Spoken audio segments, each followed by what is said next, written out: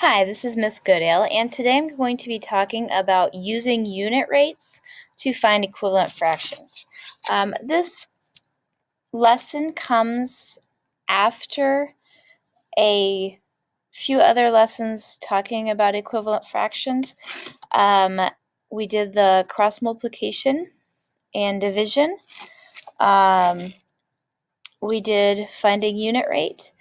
And now we're going to move on to using finding unit rate to find an equivalent fraction. So all of this kind of builds on the other lessons that we have done. This is the type of lesson that we would do if we were given an amount and asked to find maybe the amount for something else, or just finding an equivalent ratio. So just to give you an example, if I have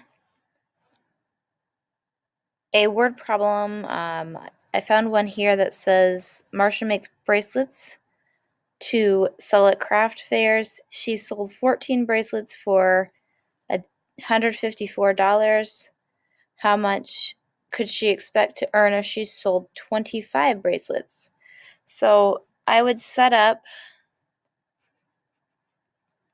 my ratio, the money over the amount of bracelets. Okay, so that's my rate, and I'm going to remember that to keep it consistent.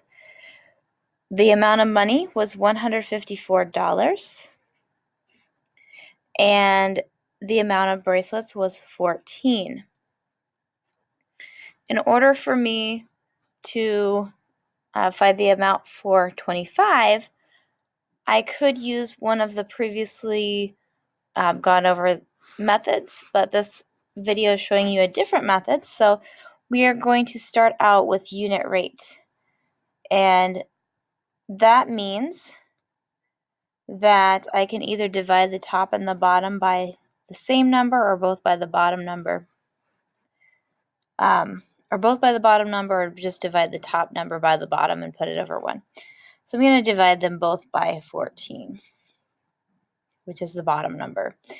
14 divided by 14 is 1. 154 divided by 14 is 11. So we have $11 for 1.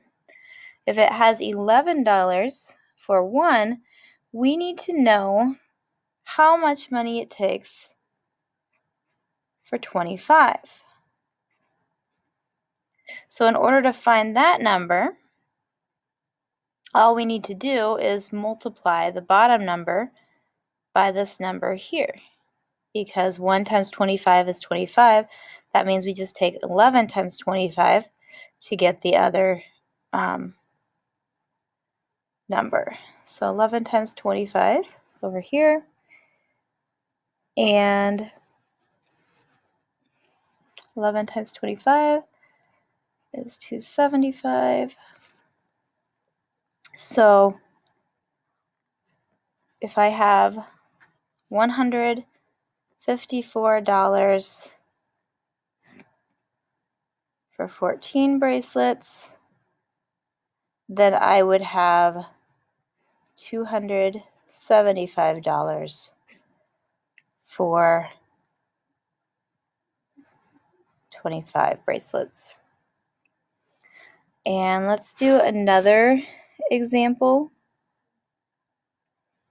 So this time we'll just start with one that just has a ratio and not a story problem. We'll start with 120 over 20. That means we divide the top and the bottom both by the bottom number, which is 20. 120 divided by 20 equals 6. 20 divided by 20 is 1. And let's see how much that is for 300. So if I want to go to 300, instead of multiplying to get the bottom number like I did on the last problem, this time I'm multiplying to get the top number. So I had to figure out what I take times 6 to get to 300. 6 times 5 is 30, so 6 times 50 is 300.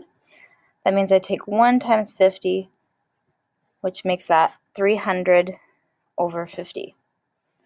Okay, let's do one more.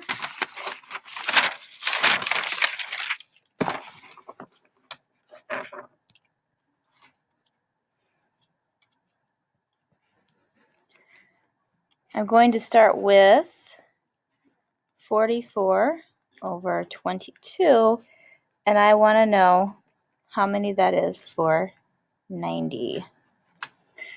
So 44 and 22 can both be divided by 22. Divide them both by the bottom number to get the unit rate. 22 divided by 22 equals 1. 44 divided by 22 is 2. So we have a ratio of 2 over 1. Then I have to figure out, what do I take times 2 to get to 90? I'm going to write this over here. Since my top number is the one that I'm looking for, I'm looking to multiply the top number to figure out what I multiply by the bottom number. 2 times 45 is 90. That means I take 1 times 45, which equals 45. I hope that helps you with another method of using equivalent ratios. We've gone over several, and hopefully that gives you plenty of tools in your toolbox to work with. Let me know if you have any questions on this method or any of the other methods we've talked about. Thank you.